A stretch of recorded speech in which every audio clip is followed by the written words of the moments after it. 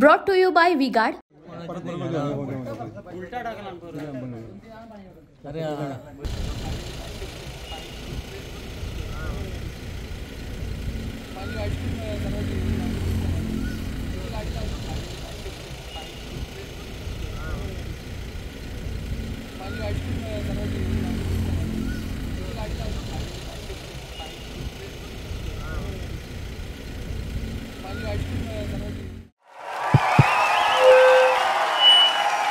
उनका बैकअप सिर्फ कल तक और हमारा चांद तक। हमारा नेता कैसा हो जो नॉन स्टॉप बैकअप दे वैसा हो। अब की बार वी गॉट इन्वर्टर बैटरी का चमत्कार।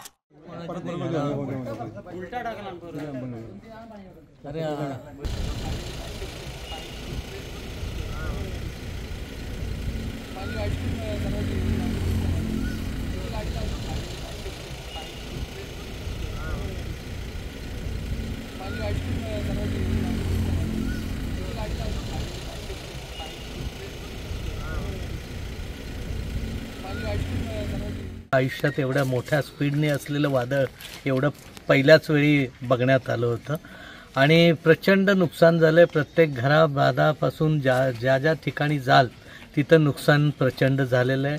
अनेक लाकडी कलमं असतील, फणसाची झाडं असतील, ही झाडं देखील उन्मळून पडलेत।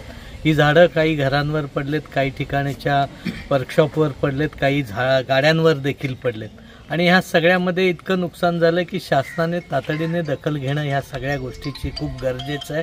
थोडंसं निकष बाजूला ठेवून, कारण अंशतः घर जरी 80% पडलं ते 6,500-7 हजारचाच नुकसान भरपाई मिळतं। तर हे निकष देखील बाजूला ठेवून पूर्ण घर मोडलं ह्याच्याप्रमाणे निकषात सुधारणा करून जर पैसे मिळाले तर लोकांचं थोडं तरी नुकसान त्यामध्ये भरून येईल।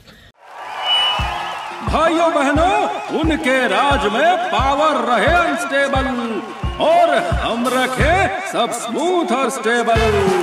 हमारा नेता कैसा हो जो स्टेबल पावर दे वैसा हो। अब की बार वी गॉट एसी स्टेबलाइजर का चमत्कार।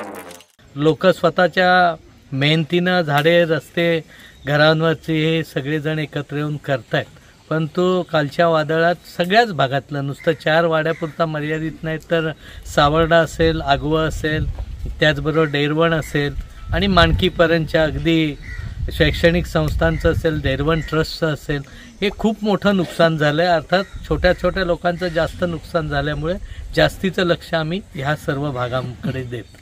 सर, पुढच्या आठवड्यामध्ये पावसाळी अधिवेशन आहे, या नुकसान भरपाईचा तुम्ही काय प्रश्न मांडणार आहात का? हा नुकसान भरपाईचे निकष बदलण्याचा प्रश्न निश्चितपणे मांडणार आहे, जेणेकरून जे घर नुकसान जेवढं झालंय तेवढं नुकसान देण्याचा कायदा होणं खूप गरजेचं आहे। कारण ही वादळं आता इतक्या मोठ्या प्रमाणात सातत्याने येत आहेत, त्यामुळे एकाचं घर 2-2, 3-3दा झालं तर तो पूर्णपणे आयुष्यातून उठून जातं।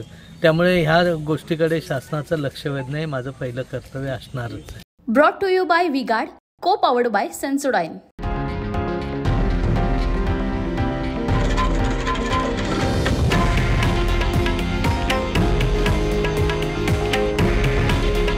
हे आहे देशातील नंबर 1 न्यूज नेटवर्क आणि आपण पाहत आहात TV9 मराठी। काळजी तुमची, हित महाराष्ट्राचं।